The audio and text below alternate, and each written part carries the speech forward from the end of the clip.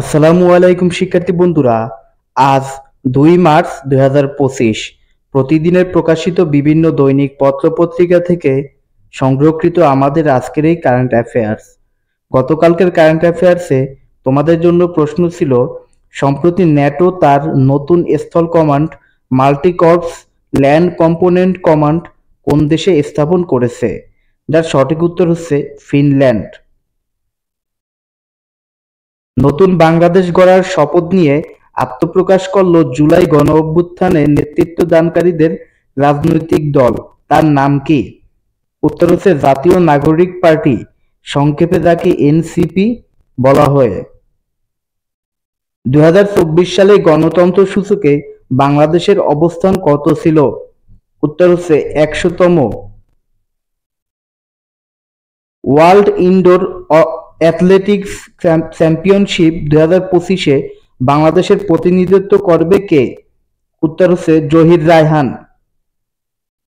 দক্ষিণ এশিয়ার কোন দুটি দেশের মধ্যবর্তী সীমান্ত অঞ্চলে হিন্দুকুশ পর্বতমালা অবস্থিত?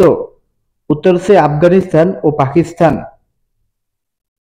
সম্প্রতি কোন দেশ বাংলাদেশ সহ 141 দেশে ভিসার জন্য এআই চ্যাটবট চালু করেছে? উত্তর হচ্ছে যুক্তরাজ্য। সর্বপ্রথম কার্বন ট্যাক্স চালু করে কোন দেশ? উত্তর হচ্ছে ফিনল্যান্ড। ক্ষুদ্র ঋণের প্রসারে প্রধান উপদেষ্টা অধ্যাপক ডক্টর মোহাম্মদ ইউনূসের অসামান্য ভূমিকা নিয়ে লেখা বইয়ের নাম কি? উত্তর হচ্ছে স্মল লোনস বিগ ড্রিমস। বইটির লেখক হচ্ছেন অ্যালেক্স কাউন্টস। স্তন ক্যান্সারের ঝুঁকি সবচেয়ে বেশি কোন বয়সী নারীদের?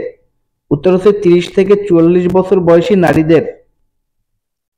বাংলাদেশ আবহাওয়া অধিদপ্তরের হিসাব অনুযায়ী 2024 সালে দেশে এবং আশেপাশের বিভিন্ন অঞ্চলে মোট কতটি ভূমিকম্প সংঘটিত হয়?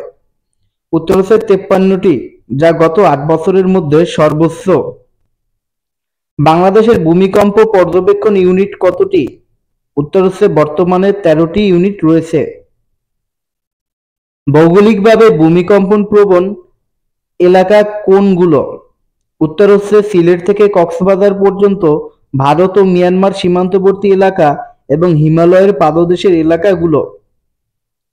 মোরো ভাষায় প্রথম চলচ্চিত্র এর নাম কি? উত্তর হচ্ছে মোরো রূপকথা, নির্মাতা এবিএম নাজমুল হুদা।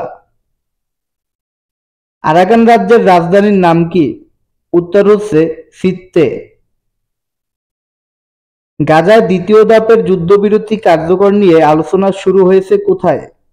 উত্তর হচ্ছে কায়রোতে।